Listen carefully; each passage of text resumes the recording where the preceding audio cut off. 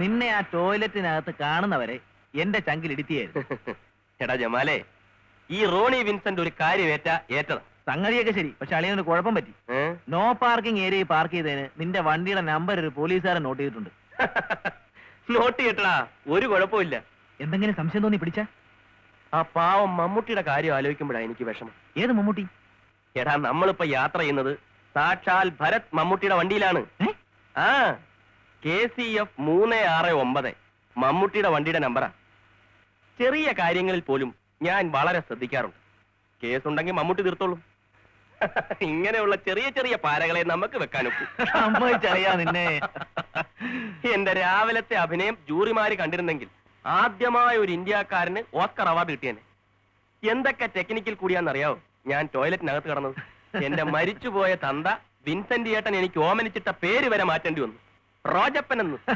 അല്ല, നീ കാണിച്ചു കൊടുത്ത പട്ടരുടെ ഗതി എന്താണെന്ന് ഞാൻ ആലോചിക്കായിരുന്നു. അതറിഞ്ഞൂടെ? ഇല്ല. അതോ ഗതി.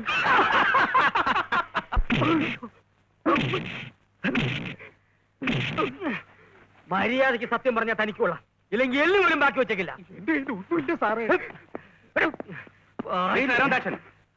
ഈ പാവത്തിന്റെ കയ്യിലൊന്നും ഇല്ലെന്ന് പറഞ്ഞില്ലേ? ഇക്കാര്യത്തിൽ മറ്റാരും ഇടപെടണ്ട. മിസ്റ്റർ അരുൺദാക്ഷൻ, ഞാൻ നിങ്ങളുടെ സീനിയർ ഓഫീസറാണ്. മിസ്റ്റർ റഷീദ്, അതിനു മുമ്പ് നിങ്ങൾ എന്റെ ജൂനിയർ ആയിരുന്നു. അത് പണ്ട്. ഇപ്പോൾ തന്റെ സീനിയർ ഓഫീസറാണ് ഞാൻ. ഞാൻ പറയുന്ന അനുസരിച്ചാൽ മതി. ഇപ്പൊ നിങ്ങളുടെ ജൂനിയർ ഓഫീസറായ ഞാൻ സ്മാർട്ട് ആവുന്നതിൽ തനിക്ക് കണ്ണുകടി ഉണ്ടെന്ന് എനിക്കറിയാം.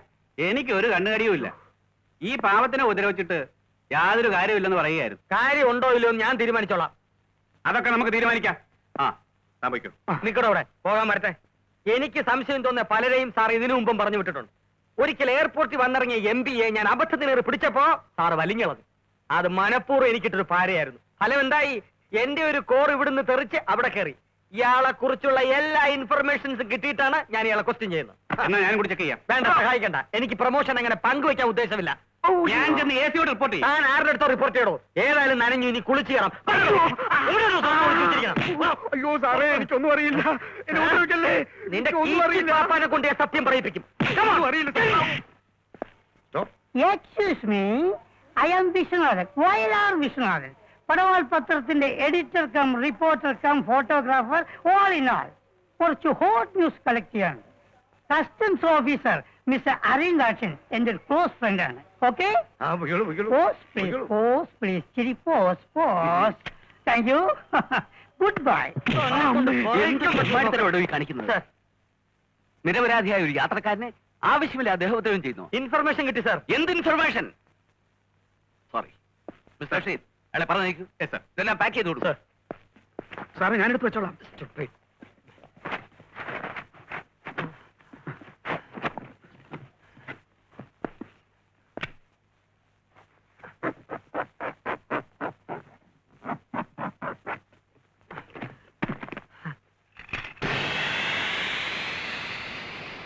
സാർ, സാർ, ഇത് സാർ.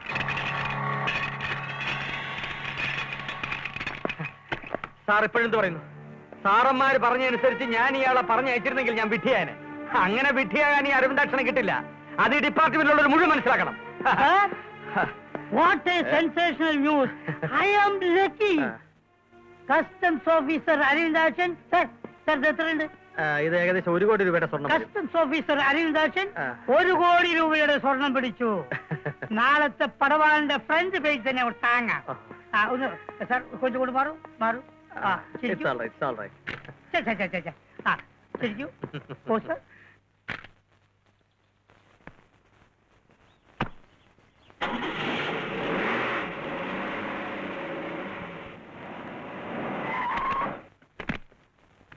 ഇത് തന്നെയാണ് അരവിന്ദാക്ഷൻ സാറിന്റെ വീട്.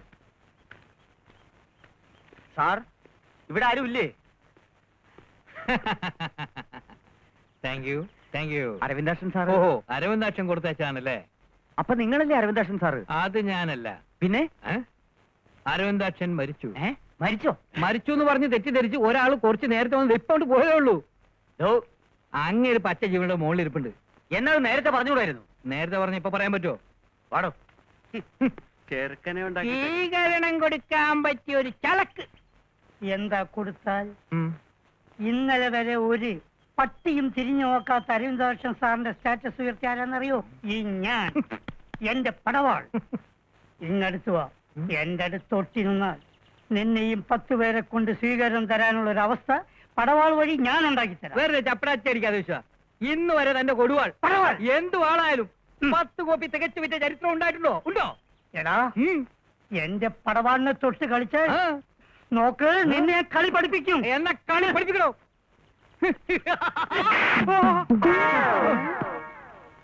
തൽക്കാലം പഠിച്ചു. പഠിച്ചോ?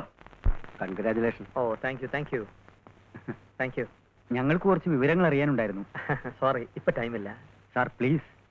സാർ ഇന്നലെ 1 കോടി രൂപയുടെ സ്വർണം പിടിച്ചില്ലേ? ഓ, പിടിച്ചു. നിങ്ങൾ ഇന്റർവ്യൂവിന് വന്നവരാണെങ്കിൽ ഓഫീസിലേക്ക് വരും. ഓഫീസിലേക്ക് വരേണ്ട കാര്യങ്ങളൊന്നുമില്ല സാർ. ആരാണ് ഇൻഫർമേഷൻ തന്നതെന്ന് പറഞ്ഞാൽ ഞങ്ങളകം പൊയ്ക്കോളാം. അത് പുറത്തു പറയാൻ പറ്റില്ല. It's an official secret. പുറത്താരോടും പറയണമെന്നില്ല സാർ. ഞങ്ങളോട് മാത്രം പറഞ്ഞാൽ മതി. നിങ്ങൾ ആരാ? എന്താ നിങ്ങൾക്ക് വേണ്ടത്? ഞങ്ങൾക്ക് വേണ്ടത് അവനെയാണ്, ആ ഇൻഫോർമറെ. സാറ് പറയുന്നോ അതോ ഞങ്ങൾ പറയിപ്പിക്കണോ? എന്നെ വെരട്ടി ഇൻഫോർമർ ആരാണെന്ന് അറിയാനാണ് ഉദ്ദേശമെങ്കിൽ അത് നടപ്പില്ല. അത് ശരി. രാഘവ, ഞാൻ ചോദിച്ചിട്ട് സാറ് പറയുന്നില്ല. നീ തന്നെ സാറിനോട് ചോദിക്ക്. ഒന്ന് മയത്തി ചോദിച്ചാ മതി. അപ്പ സാറ് പറയും.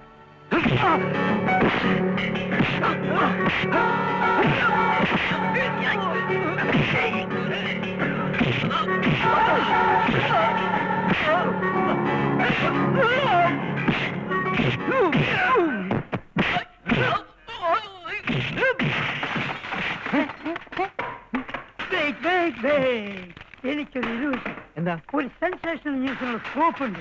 വാ. ഒരു ഹോട്ടലിൽ റിസപ്ഷനിസ്റ്റായ ഞാൻ വരണോ? വരണം.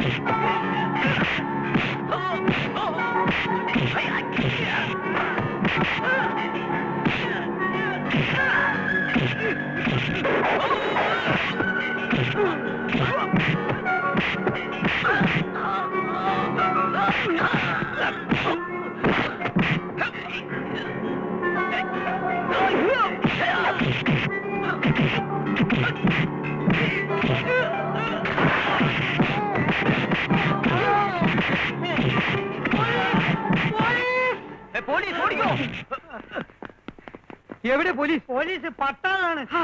എടാ, എന്റെ കൊങ്ങയെ കയറി പിടിച്ചപ്പേ ഞാൻ പ്ലീസ് പ്ലീസ് പറഞ്ഞതാ. വേദന കൊണ്ട് അത് പോലീസ് പോലീസായി എന്നാ പോയത്. തനിക്ക് നേരത്തെ പ്ലീസ് പ്ലീസ് പറഞ്ഞു കളിച്ചൂടായിരുന്നു. നേരത്തെ വിളിക്കാടാ, ഫസ്റ്റ് അടിക്കുന്ന എന്റെ ബുദ്ധി മരവിച്ചു പോയില്ലേ. അത് വണ്ടേ മരവിച്ച് കിടക്കല്ലേ?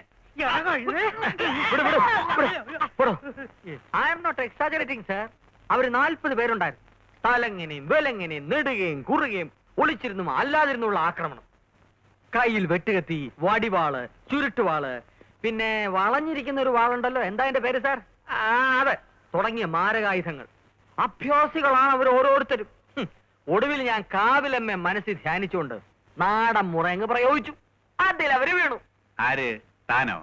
അല്ല, അവര്. പിന്നെ കണ്ണടച്ചോണ്ടുള്ളൊരു കീറലായിരുന്നു. കീറി. അപ്പോ തന്റെ നെറ്റിയിലുള്ള ഈ മുറിവ് ആ കീറലിനിടയിൽ കിട്ടിയതായിരിക്കും. അല്ല, ചേച്ചാ, ഇത് രാവിലെ വ്യായാമം എടുക്കുന്ന സമയത്ത് കാലൊന്ന് വഴുതി ഒരു ചെറിയ കീറൽ, അല്ല പോറൽ. തനിക്ക് അവരെ പിടിച്ച് പോലീസിൽ ഏൽപ്പിച്ചൂടായിരുന്നോ? പോലീസ് വരുന്നവരെ കാത്തിരിക്കാൻ അവർക്ക് ക്ഷമയില്ല. അവർ ജീവനും കൊണ്ട് നോർത്ത് ഡയറക്ഷനിലേക്ക് ഓടി സാർ. അത് പോട്ടെ. ആരായിരുന്ന ഇൻഫോമർ? അതൊന്നും അറിയില്ല. ഒരു ഇൻഫർമേഷനും ഇല്ലാതെ കയറി വന്നുള്ള ഒരു ആക്രമണമായിരുന്നു എന്റെ നേർക്ക്. അതല്ലടോ, പട്ടര പിടിക്കാനായി തന്നെ ഹെൽപ്പ് ചെയ്യുന്ന ആ ഇൻഫോമർ ആരായിരുന്നെന്നാ ഞാൻ ചോദിച്ചത്. അത് തന്നെയാണ് അവർക്കും അറിയേണ്ടിയിരുന്നത്. 3-4 പേര്, അല്ല 10-40 പേര് അടിച്ചെന്നെ ഈ പരുവത്തിലാക്കിയിട്ടും ഞാൻ ആ കാര്യം പറഞ്ഞില്ല. സാറിന്റെ വേല മനസ്സിലിരിക്കട്ടെ. തന്ത്രപൂർവ്വം എന്റെ ഇൻഫോർമർ ആരാണെന്നറിഞ്ഞ് അയാളിൽ നിന്നും എനിക്ക് കിട്ടേണ്ട വിവരങ്ങൾ തട്ടിയെടുത്ത് പല കേസുകളും പിടിച്ച് ക്രെഡിറ്റ് സ്വയം തട്ടിയെടുക്കാനുള്ള അടവ് നടപ്പില്ല. അതങ്ങ് മനസ്സിലിരിക്കട്ടെ. താൻ കേസ് എടുക്കുകയോ ആ. ക്രെഡിറ്റ് എടുക്കുകയോ എന്ത് വേണമെങ്കിലും ആയിക്കോ. ആ. ഈ പൊല്ലാപ്പിലൊന്നും ഞാനില്ല. ആ. ഇന്ന് രാത്രി മുതൽ എനിക്ക് ചില എൻഗേജ്മെന്റ്സ് ഉണ്ട്. ഓ. അതുകൊണ്ട് ആ. എന്റെ ഈ ആഴ്ചത്തെ നൈറ്റ് ഡ്യൂട്ടി താനൊന്ന് നോക്കേണ്ടി വരും. ഓക്കെ? Yes sir. ചന്തക്കടവിൽ സ്പെയർ പാർട്സ് കട നടത്തുന്ന പയ്യന്റെ ആലോചന ജമീലേക്ക് വീണ്ടും വന്നു. എന്താ ഇവിടുന്ന് ആരും അങ്ങോട്ട് ചെല്ലാത്തതെന്ന് അവര് ചോദിച്ചു. അതിനെന്താ ഉമ്മ, നമുക്ക് കൂട്ടായിട്ട് പൊയ്ക്കളയാം. പോയി ഫിക്സ് ചെയ്യുന്നൊന്നും അല്ലടാ പ്രശ്നം. 50 പവനും 1 ലക്ഷം രൂപയാ ശ്രീധരൻ ചോദിക്കുന്നത്. ഞങ്ങളുടെ കയ്യിൽ എവിടുന്ന ഇത്രയും രൂപ? ഒറ്റ മാർഗേ ഉള്ളൂ, അറ്റ കൈക്ക് ഈ വീട് വിൽക്കുക. അതൊന്നും വേണ്ടി വരില്ല. ദൈവം എന്തെങ്കിലും മാർഗം കാണിച്ചു തരാതിരിക്കില്ല. ജമീലേക്ക് ഒരാങ്ങളെ മാത്രമല്ലല്ലോ ഉള്ളത്. പണം ഉണ്ടാക്കാൻ നീ മാത്രം ബുദ്ധിമുട്ടണ്ട, ഞാനും ഇല്ലേ. എല്ലാം ശരിയാവൂടാ. എന്നാ സത്യത്തിൽ ഇപ്പൊ പൊര നിറഞ്ഞു നിൽക്കുന്ന അവളല്ല, നിങ്ങളാ. ഇപ്പോഴെങ്കിലും ഉമ്മയ്ക്ക് അത് പറയാൻ തോന്നിയല്ലോ. ജമീലയുടെ കല്യാണം കഴിഞ്ഞാൽ ഉടൻ ഞാൻ കെട്ടും. നീ കെട്ടുക കെട്ടാതിരിക്കും എന്ത് വേണേ ചെയ്യും. മോനെ പോയി കളയരുത്, ഉമ്മ ചായ കൊണ്ടുവരാം. ഉമ്മ ചായയുടെ കൂടെ അവലൂസ് കൊണ്ടോടെ എടുത്തോ. നിനക്ക് വേണമെങ്കിൽ ഹെൽപ്പ് ചെയ്യാം. എന്ത് help? വല്ല പാലയിലോ കാഞ്ഞിരപ്പള്ളിയിലോ ഉള്ള ഏതെങ്കിലും റബ്ബറച്ചായന്റെ മന്ദബുദ്ധിയായ മകളെ നിനക്ക് വേണ്ടി ഞാൻ ആലോചിക്കാം. നല്ല പൂത്ത കാശ് കിട്ടും. എന്റെ കാര്യം നോക്കാൻ എനിക്കറിയാം. ഞാൻ ഏതാണ്ട് നോക്കിയിരിക്കുക. എന്ത് നോക്കിന്ന്? ദൈവം എനിക്ക് വേണ്ടി സൃഷ്ടിച്ച എന്റെ പെണ്ണിനെ ഞാൻ കണ്ടെത്തി കഴിഞ്ഞു. പെണ്ണെങ്ങനെ? പെണ്ണ് കൊള്ളാം, പക്ഷെ തന്ത മന്ദബുദ്ധിയാണോന്നൊരു ഡൗട്ട്. ഹലോ, ഞാനാ കറിയാച്ചൻ, കൈ ചൂണ്ടി. ഞാനും അച്ചായ, മേഴ്സിക്കുട്ടി. ഹലോ. എനിക്ക് അച്ചായനെ കാണാൻ കൊതിയായി. എനിക്ക് കൊതി തീരെയില്ല, ആർത്തിയാ, ആക്രാന്തമാ. നമുക്കൊന്ന് കൂടണ്ടേ? എപ്പോഴാ? നാളെ കാണാം. നമുക്ക് സീ വേവ്സ് ഹോട്ടലിൽ വെച്ച് കാണാം. ഓക്കെ, ഞാൻ വരാം. ഡാഡി? പള്ളിക്കാട് പ്രഭാകരനല്ല, ഇനിയിപ്പോ വള്ളക്കടവ് പാക്കരനാണെങ്കിലും എനിക്കൊരു പ്രശ്നമല്ല. എന്റെ കാശ് കറക്റ്റ് ആയിട്ട് കിട്ടണം, മനസ്സിലായോ? ഇല്ലെങ്കിൽ ലോഡ് അവിടെ തന്നെ കിടക്കും. കല്ലടോ, ഈട്ടിയാ ഈട്ടി. Good morning daddy. മോർണിംഗ്. ഞാൻ പോവാ. മോള് മാരുതി എടുത്തോ, ഡ്രൈവർ ആക്വരം കുട്ടിക്കോ? മാരുതി പോവാം, പക്ഷെ രാഘവൻ വേണ്ട. അല്ലെങ്കിൽ ജോസൂട്ടിയെ വിളിച്ചോ? അതല്ലേ ഡാഡി, ആ, ഇന്ന് ഞാൻ തന്നെ ഡ്രൈവ് ചെയ്തോളാം പ്ലീസ്. അത് വേണോ? വേണം. വേണ്ടെന്നാര് പറഞ്ഞു? പക്ഷേ ചെത്തരുത്, ഉം. നോർമലായിട്ട് പയ്യെ പയ്യെ പോണം. Okay daddy, okay. ബൈ. ആ, ഒരു ശല്യം പുറകെ കൂടിയിരിക്കുക. ഏത് ശല്യം? പൂവല ശല്യം. മനസ്സിലായില്ല. ഒരുത്തം പിന്നാലെ കൂടിയിട്ടുണ്ട്. എവിടെ പോയാലും അവന്റെ ഷേപ്പിലെസ് മോന്തയാണ് കാണുന്നത്.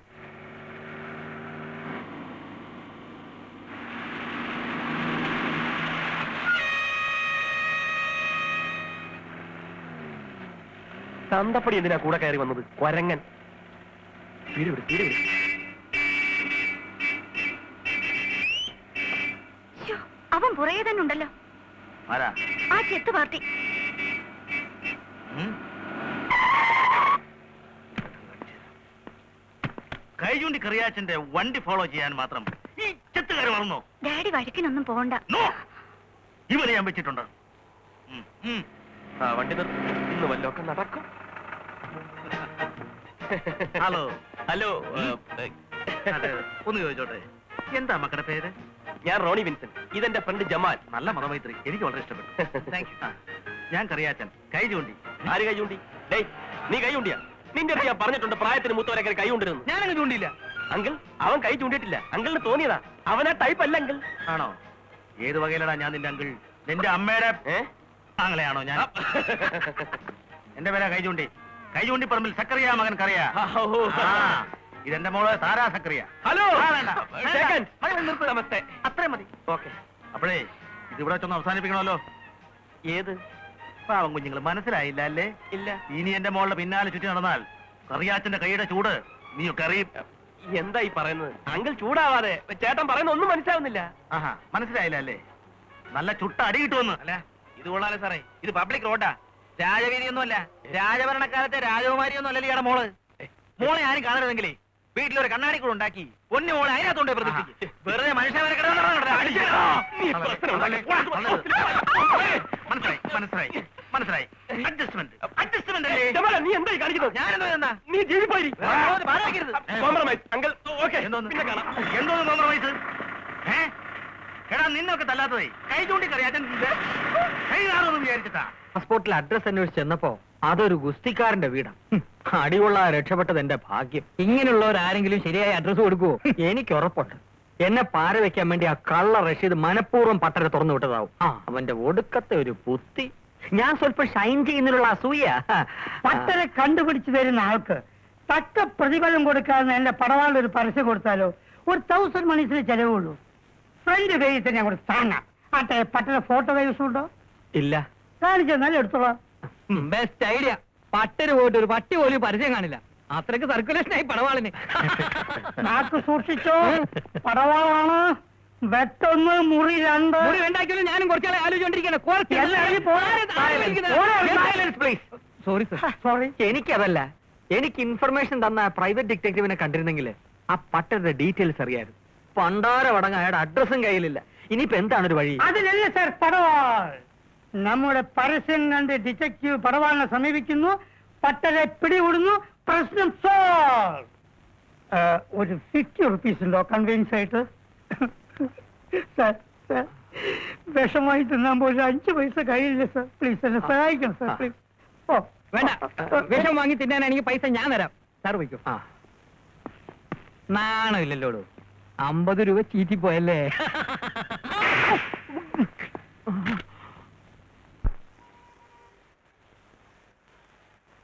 എടാ, നിന്റെ മുതലാളി എവിടെ പോയി കിടക്കുക? എന്റെ പടവാളുകളുള്ള ഒരു ഡൂക്ലി പത്രത്തിന് അങ്ങനെ ഒരു പരസ്യം തരൂല. അത് ഞാൻ നോക്കിക്കോളാം കേട്ടാ. അങ്ങേരെ കണ്ട് ഒരു പരസ്യം ഒപ്പിക്കാതെ ഞാൻ ഇവിടുന്ന് പോകുന്ന പ്രശ്നമേ ഉദിക്കൂ. അതിന് വിളിക്കും.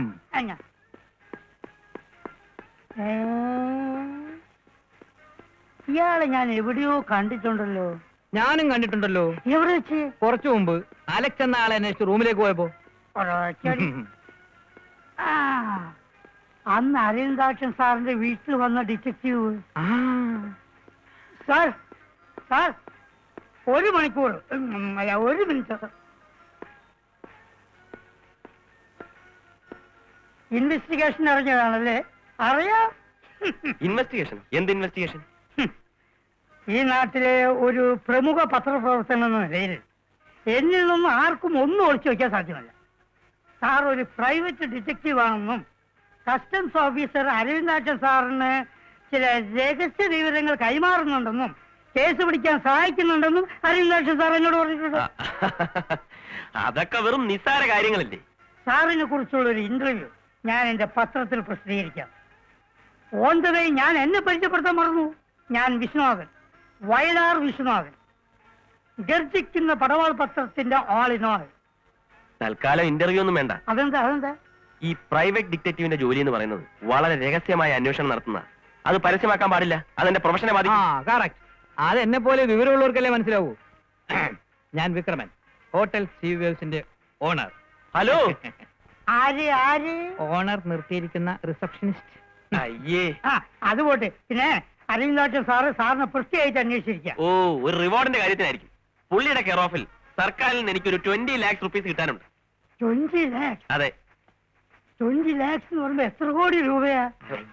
വിട് വിട് വിട്.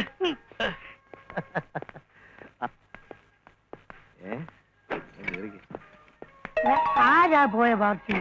എക്സ്പോർട്ടർ കറിയാച്ചൻ, കൈ ചൂണ്ടിക്കറിയാച്ചൻ, റൂം നമ്പർ 303. പടവാളുള്ള പത്രത്തിനൊന്നും ഇന്റർവ്യൂ വരൂല. കാണുന്ന പോലെയൊന്നും അല്ല. Decent party sir.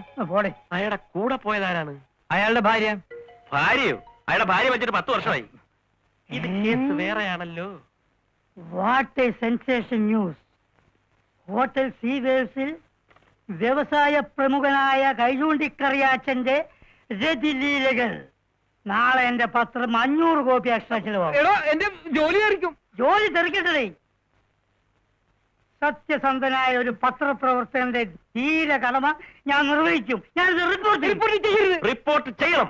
എന്റെ ജോലി. ഒരു യഥാർത്ഥ പത്രപ്രവർത്തകന്റെ ആത്മാർത്ഥമായ കടമയാണ് പത്രപ്രവർത്തനത്തിലുള്ള സത്യസന്ധത. ചേട്ടന്റെ മുഖം കണ്ടാൽ അറിയാം. മുഖം നോക്കാതെ എന്തും തുറന്നെഴുതുന്ന കരുത്തനായ ആദർശധീരനായ ഒരു പത്രാധിപരാണെന്ന്. വിവരമുള്ളവർ പറയുന്നത് കേട്ട് പഠിക്കണേ. ചേട്ടൻ വാ, കാര്യമുണ്ട്. എല്ലാം വിശദമായിട്ട് പറയാം. എന്റെ ജോലി മുതലാളിയോട് പറഞ്ഞ് പരസ്യം ഞാൻ ശരിയാക്കി. ആദ്യം ഈ പരസ്യം ശരിയാവട്ടെ, എന്നിട്ട് മതി മറ്റേ പരസ്യം കേട്ടാ.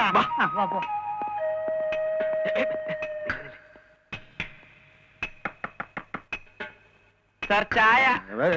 ചായയോ? ഞാൻ ചായ ഓർഡർ ചെയ്തില്ലായിരുന്നല്ലോ. എന്നാലും ഒരു ചായ കുടിക്കണം സാർ. എന്നാലും ചായയോ? ആരടാ ഇവിടുത്തെ എന്നാലും ചായ? അത് കൊള്ളാവില്ല. മനുഷ്യനെ ഡിസ്റ്റർബ് ചെയ്യാ. ഒരു അത്യാവശ്യ കാര്യം പറഞ്ഞോണ്ടിരിക്കുമ്പോഴാ ഇവന്മാരൊരു ചായ. അയ്യോ അയ്യോ. നീ എന്താ ഇവിടെ? കാര്യമുണ്ട്, പറയാം. എന്ത് കാര്യം? എന്നോട് കാര്യം ഒരു സിംഗിളടി. ബഹളം ഉണ്ടാക്കാതെ രണ്ടുപേരും ചേർന്നുള്ള ഫോട്ടോ എടുക്കുന്നുണ്ട്. ഒരു ഡബിൾ അടി. എന്റെ നെഞ്ചത്തിന് കാര്യം. എന്ത് ഫോട്ടോഗ്രാഫർ എന്തോ എടാ നീ എന്ത് തെമ്മാടത്തരാണ് ഈ കാര്യം ബഹളം ഉണ്ടാക്കരുത്. പോലീസ് വന്നാലുള്ള സ്ഥിതി അറിയാമല്ലോ. പോലീസോ എന്ത് പോലീസ്? അതെ പോലീസ്. എവിടെ പോലീസല്ല, താഴേന്ന് ബഹളം കേട്ടാ ഞാൻ ഓടി വരുന്നത്. ദയവ് ചെയ്ത് നിങ്ങൾ ഈ റൂം ഒന്ന് ഒഴിഞ്ഞു തരണം. എന്റെ ജോലി പോകുന്ന കേസാ. എടാ നിന്റെ ഉദ്ദേശം എന്താണെന്ന് പറയാം. ഇദ്ദേഹം പടവാൾ All പത്രത്തിന്റെ in all, you know? നാളത്തെ പടവാൾ പത്രത്തിന്റെ ഫ്രണ്ട് പേജിൽ നിങ്ങൾ രണ്ടുപേരും ഒരു ഫാമിലി ഫോട്ടോയും കൂടെ ഒരു ന്യൂസ് ഉണ്ടാവും. ചതിക്കരുത് ഞാൻ എന്ത് വേണമെങ്കിലും ചെയ്യാം സാറേ എന്റെ മാനം പോകും പ്ലീസ് ഞാനുള്ളവനല്ലേ മാനം. ഞാൻ കാല് പിടിക്കാം എഴുന്നേൽക്കണം. ഒന്നുമില്ലെങ്കിലും താരാ സെക്രട്ടറിയുടെ ഫാദർ അല്ലേ, വഴിയുണ്ടാക്കാം. ഒന്നും വന്നേ. എന്തിനാ അത് ശരിയാവത്തില്ലെന്ന് അതെന്തിനാ ഇന്ത്യ ചതിക്കരുത്. നക്ലേഷുള്ള പേപ്പറാണ്. എന്ത് കുഴപ്പം? ആകെ കൂടെ കുളമാവും. ബാക്കി കാര്യം ഞാൻ ഏറ്റു. ഒന്നും പറയണ്ട. ഏറ്റോ ഏറ്റല്ലോ. എന്തോ തെറ്റുന്നേ? ഏക്കാതെ എന്ത് ചെയ്യും ഏ? ബാക്കി കാര്യം ഞാൻ പറയാം. ഇതിന്റെ സന്തോഷ സൂചകമായിട്ട് ഞാനൊരു ഗംഭീര പാർട്ടി തരും. കാശ് അങ്കിൾ തരും. അതെല്ലാം കൊള്ളാം, പക്ഷെ ഈ ഹോട്ടൽ വെച്ച് വേണ്ട, വേറെ ഏതെങ്കിലും നല്ല ഹോട്ടൽ വെച്ച് ഓക്കെ.